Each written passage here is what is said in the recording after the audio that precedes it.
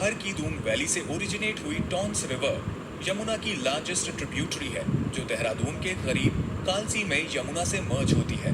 अपर catchment area से चलते हुए यमुना दाग पत्थर से दून वैली के प्लेन्स में डिसेंट होती है। डाक पत्थर बैराज से होते हुए यमुना पावर जनरेशन के लिए कैनाल की तरफ डाइवर्ट की जाती है और आगे चलते हुए असम बैराज में असम रिवर यमुना को ज्वाइन करती है। पाउंता साहिब होते हुए यमुना हरियाणा के यमुना नगर में एंटर करती है, जहां ईस्टर्न और western Yamuna canal dam located है। इन डैम का यूज हरियाणा और उत्तर प्रदेश में इरिगेशन के लिए किया जाता है। विंध्यन रेंजेस में महू के पास ओरिजिनेट होने वाली चंबल यमुना की लॉन्गेस्ट ट्रिब्यूटरी है, जो इटावा में यमुना से मर्ज होती है। इसके साथ ही चंबल पर हाइड्रो पावर जनरेशन के लिए गांधी सागर डैम, राणा प्रताप सागर डैम और जवाहर डैम कंस्ट्रक्ट किए गए हैं। चंबल के बाद सिंध रिवर यमुना को ज्वाइन करती है। इसके बाद बेटवा रिवर की बात करें तो विंध्या रेंज से ओरिजिनेट होती है और हरमीपुर में यमुना से मर्ज होती है। प्लेन्स में पहुंचने के बाद यमुना गंगा के ऑलमोस्ट पैरेलल फ्लो करती है और ये दोनों रिवर्स बेहद फर्टाइल इंडो गैंगेटिक प्लेन्स का निर्माण करती है। आगे फ्लो करते हुए यमुना प्रयागराज में फाइनली गंगा से मर्ज हो जाती है। यमुनोत्री से ऊखला बैराज तक यानी अपर यमुना के water quality reasonably good consider किया जाता है, पर वजीराबाद के बाद यमुना सीवियरली पॉल्यूटेड ही रहती है। यमुना पॉल्यूशन को एड्रेस करने के लिए ministry of environment and forest ने जापान के साथ मिलकर 1993 में यमुना एक्शन प्लान स्टार्ट किया था। चलिए अब देखते हैं इंडस या सिंधु रिवर के बारे में। ये वही इंडस रिवर है जिसके किनारे इंडस वैली सिविलाइजेशन डेवलप हुई थी और इसी इंडस के नाम पे हमारे देश का नाम इंडिया और इसके हिंदी वेरिएशन सिंध से भारत का नाम पड़ा हिंद।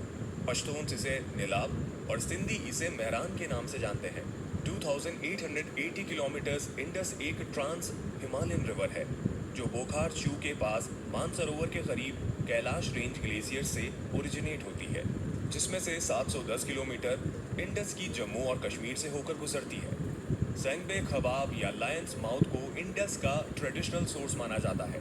लद्दाख रेंज के अक्रॉस कट करती हुई इंडस जम्मू और कश्मीर से गिलगिट में एक स्पेक्टेकुलर जॉर्ज फॉर्म करती है। इसके बाद नंगा पर्वत से शार्पली लेफ्ट टर्न लेते हुए पाकिस्तान के पंजाब में फ्लो करती है।